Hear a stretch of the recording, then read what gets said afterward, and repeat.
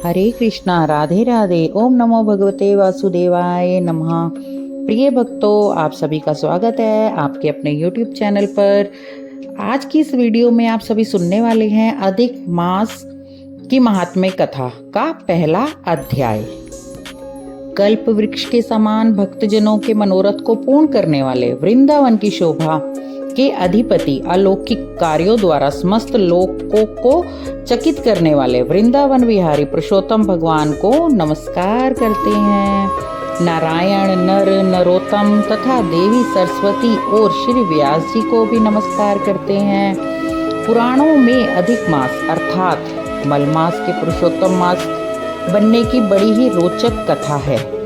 उस कथा के अनुसार 12 महीनों के अलग अलग स्वामी हैं, पर स्वामी विहीन होने के कारण अधिक मास को मल मास कहने से उसकी बड़ी निंदा होने लगी। इस बात से दुखी होकर मल मास रोता हुआ श्री हरि विष्णु के पास गया और उससे अपने दुख रोया। भक्त वत्सल्य श्री हरि उसे लेकर गोकुल पहुँचे। वहाँ भक्त वत्सल्य भगवान श्री कृष्ण विराजमान थे। श्री कृष्ण ने मल मास की व्यथा जानकर उसे वरदान दिया, अब से मैं तुम्हारा स्वामी हूँ। इससे मेरे सभी दिव्य गुण तुम में समाविष्ट हो जाएंगे। मैं पुरुषोत्तम के नाम से विख्यात हूँ और मैं तुम्हें अपना यही नाम दे रहा हूँ। आज से तुम मल मास के स्थान पर पुरुषोत्तम मास के नाम से जाने जाओगे। शास्त्रों के अनुसार हर तीसरे साल सर्वोत्तम अर्थात पुरुषोत्तम मास की उत्पत्ति होती है। इस मास के समय जप, तप, दान से अनंत पुण्यों की प्राप्ति होती है। इस मास में श्री कृष्ण, श्रीमद् भगवत गीता, श्री रामायण कथा वाचन और विष्णु भगवान की उपासना की जाती है। इस महा उपासना करने का अपना अलग ही महत्व है। इस माह में तुलसी अर्चना करने का विशेष महत्व बताया गया है। पुरुषोत्तम मास में कथा पढ़ने और सुनने से भी बहुत लाभ प्राप्त होता है। इस मास में धरती पर शयन, एक ही समय भोजन करने से अनंत फल प्राप्त होता है। सूर्य की 12 संक्रांति के आधार पर ही वर्ष में 12 महीने होते हैं। प्रत्येक 3 वर्ष के बाद पुरुषोत्तम माह आता है। पंचांग के अनुसार सारे तिथि, वार, योग, करण, नक्षत्र के अलावा सभी मास में कोई ना कोई देवता स्वामी है, परंतु पुरुषोत्तम मास का कोई स्वामी ना होने के कारण सभी मंगल कार्य, शुभ और पितृ कार्य वर्जित माने जाते हैं। दान, धर्म, पूजन का महत्व शास्त्रों में बताया गया है कि ये मास उपवास, दान, पूजा, यज्ञ, हवन और ध्यान करने से मनुष्य के सारे पाप कर्मों का क्षय होकर उन्हें कई गुना पुण्य प्राप्त होता है। इस माह आपके द्वारा दान किया गया 1 रुपया भी आपको 100 गुना फल देता है। इसलिए अधिक मास के महत्व को ध्यान में रखकर इस माह दान पुण्य देने का बहुत महत्व है। इस माह भागवत कथा, श्री राम कथा श्रवण पर विशेष ध्यान दिया जाता है। धार्मिक तीर्थ स्थानों पर स्नान करने से आपको मोक्ष की प्राप्ति और अनंत पुण्यों की प्राप्ति मिलती है। पुरुषोत्तम मास का अर्थ जिस माह में सूर्य संक्रांति नहीं होती वह अधिक मास कहलाता है। इनमें विशेष रूप से सर्व मांगलिक कार्य वर्जित माने गए हैं, लेकिन यह माह धर्म कर्म के कार्य करने के लिए बहुत फलदायी है। इस माह के लिए धार्मिक आयोजन पुण्य फलदायी होने के साथ ही ये आपको दूसरे माहों की अपेक्षा करोड़ गुना अधिक फल देने वाले माने गए हैं। पुरुषोत्तम मास में दीपदान, वस्त्र एवं श्रीमद् भागवत कथा ग्रंथ दान का विशेष महत्व है। इस माह में दीपदान करने से धन वैभव में वृद्धि होने के साथ आपको पुण्य लाभ भी प्राप्त होता है। प्रिय भक्तों, आज से आप हमारे चैनल पर पुरुषोत्तम मास महात्म्य कथा हर रोज सुनेंगे। मुझे उम्मीद है कि जैसे आपने अभी तक अपना प्यार और आशीर्वाद दिया है, ऐसे ही आप आगे भी देते रहेंगे। अगर आप सभी को यह कथा इतनी पावन है, महान है कि ये कथा भगवान श्री नारायण जी ने देव ऋषि नारद जी को अपने मुख से सुनाई थी। बाद में ये कथा राजा परीक्षित महाराज जी ने सुखदेव जी से सुनी। सूत महाराज जी ने ये कथा नैमी शरण्य में 88,000 ऋषि मुनियों को सुनाई थी। इस श्लोक युक्त कथा का सरल हिंदी भाषा में रूपांतर इस पवित्र पुरुषोत्तम मास में हम सुनेंगे। इस कथा को रोज पढ़ने और सुनने वाला प्राणी सभी प्रकार के पापों से मुक्त होकर अंत में पुरुषोत्तम भगवान के गोलोक में अनंत काल तक वास करता है और वह सदैव के लिए आगमन के चक्र से मुक्त हो जाता है। यह स्वयं भगवान का कथन है। याद रखना, पुरुषोत्तम भगवान श्री कृष्ण, भगवान विष्णु और शिव जी परम कृपालु बने रहते हैं। आपको ये वीडियो पसंद आए तो एक प्यारा सा लाइक जरूर करें और कमेंट बॉक्स में आप जय श्री कृष्ण जरूर लिखें। चलिए अब आप सुनिए पुरुषोत्तम माह की कथा। अध्याय 1। यज्ञ करने की इच्छा से परम पवित्र नैमिषारण्य में बहुत से मुनि आए, जैसे असित, देवल, पैल, सुमंतु, पिपलायन, सुमति, कश्यप, भृगु, अंगिरा, वामदेव, शरभंग, पर्वत, पांडवे, अगस्त्य, कत्यायन, कौशिल, गालव, अत्रि, बधु, बोधायन, वसु, कौंडिन्य, पृथु, जमदग्नि, भारद्वाज, शौनक तथा महातपस्वी शतानंद, विशाल, वृद्ध, विष्णु, जर्जर, जय, जंगम, पार, शरभंग, पृथुश्रवस आदि ऋषियों के सहित ये सब ऋषि वेदों को जानने वाले, ब्रह्मनिष्ठ, संसार की भलाई तथा परोपकार करने वाले, दूसरों के हित में सर्वदा तत्पर, समर्थ, कर्म करने वाले नैमिषारण्य में आकर यज्ञ करने के लिए तत्पर हुए। इधर तीर्थ यात्रा की इच्छा से सूत जी अपने आश्रम से निकले और पृथ्वी का भ्रमण करते हुए उन्होंने नैमिषारण्य में आकर शिष्यों के सहित समस्त मुनियों को देखा।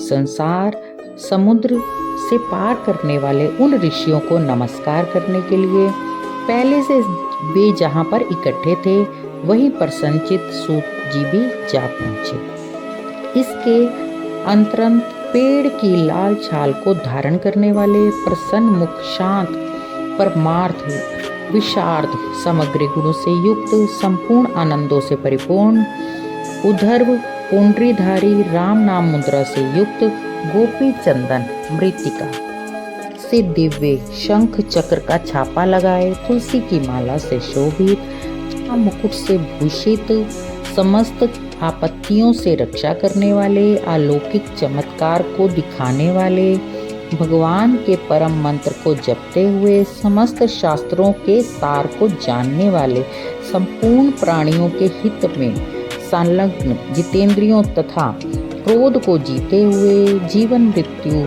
जगत गुरु श्री व्यास जी की तरह, उन्हीं की तरह आदि गुणों से युक्त उनको देखकर उस नैमिषारण्य में रहने वाले समस्त महर्षिगण सहसा उठ खड़े हुए। विविध प्रकार के विचित्र कथाओं को सुनने की इच्छा प्रकट करने लगे। नर्म स्वभाव सूत जी प्रसन्न होकर सब ऋषियों को हाथ जोड़कर दंडवत प्रणाम करने लगे। ऋषि बोले, हे सूत जी, आप चिरंजीवी हुए। हम लोगों ने आपके योग्य सुंदर आसन लगाया है। हे महाभाग, आप थके हैं, यहाँ बैठ जाइए। ऐसा सब ब्राह्मणों ने कहा। इस प्रकार बैठने के लिए कहकर जब तक तपस्वी और समस्त जनता बैठ गई, तब विनयपूर्व तपोवृद्ध समस्त मुनियों के बैठने की अनुमति लेकर प्रसन्न होकर आसन पर सूत जी बैठ गए। तद उपरांत सूत जी को सुखपूर्वक बैठे हुए और श्रम रहित देखकर पुण्य कथाओं को सुनने की इच्छा वाले समस्त ऋषि यह बोले, हे सूत जी, ये हमारा सौभाग्य है, आप भाग्यवान हैं। भगवान व्यास के वचनों के हार्दिक अभिप्रिय गुरु की कृपा से आप जानते हैं। क्या आप सुखी तो हैं? आप बहुत दिनों के बाद कैसे इस वन में पधारे? आप प्रशंसा के पात्र हैं। हे व्यास शिष्य शिरोमणि, आप पूज्य हैं। इस असार संसार में सुनने योग्य हजारों विषय हैं, परंतु उनमें से श्रेष्ठ कर थोड़ा सा और सारभूत जो हो वह हम लोगों के लिए कहिए। महात्मा, संसार समुद्र में डूबते हुओं को पार करने वाले तथा शुभ फल देने वाले आपके मन में निश्चित विषय जो भी हो वही हम लोगों से कहिए। हे अज्ञान रूप अंधकार से अंधे हुए को ज्ञान रूप चक्षु देने वाले, भगवान के लीला रूपी रस से युक्त परमानंद का कारण, संसार रूपी रोग को दूर करने में रसायन के समान जो कथा का सार है वह शीघ्र ही कहिए। इस प्रकार शौनकादिक ऋषियों के पूछने पर हाथ जोड़कर सूत जी बोले, हे समस्त मुनियों, मेरी कही हुई एक सुंदर कथा जो आप लोग सुनिए।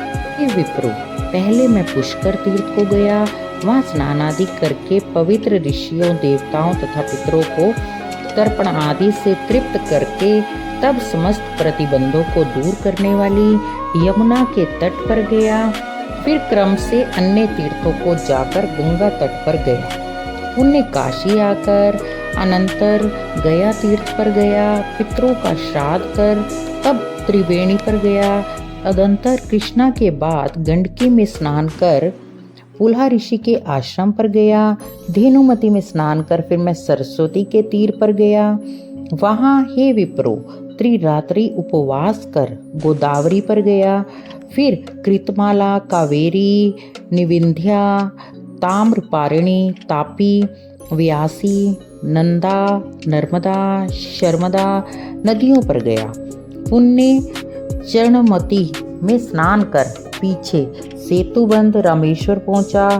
तदांतर नारायण का दर्शन करने के हेतु बद्री बन गया। तब नारायण का दर्शन कर वहां तपस्वियों को अभिनंदन कर पुण्य नारायण को नमस्कार कर और उनकी स्तुति कर सिद्ध क्षेत्र पहुंचा। इस प्रकार से तीर्थों में घूमता हुआ गुरुदेश तथा जांगल देश में घूमता घूमता फिर हस्तिनापुर में गया। हे दिव्यो, वहाँ यह सुना कि राजा परीक्षित राज्य को त्याग बहुत ऋषियों के साथ परम पुण्यप्रद गंगा तीर गए हैं और उस गंगा तट पर बहुत से सिद्धि हैं भूषण, जिनका ऐसा योगी लोग और देव ऋषि वहाँ पर आए हैं। उसमें कोई निराहार, कोई वायु भक्षण कर, कोई जल पीकर, कोई पत्ते खाकर, कोई श्वास ही को आहार कर फलाहार ही रहते हैं। हे द्विजों, उस समाज में कुछ पूछने की इच्छा से हम भी गए। वहाँ ब्रह्म स्वरूप भगवान महामुनि व्यास के पुत्र बड़े तेज वाले, बड़े प्रतापी श्री कृष्ण के चरण कमलों को मन से धारण करे हुए श्री शुकदेव जी आए।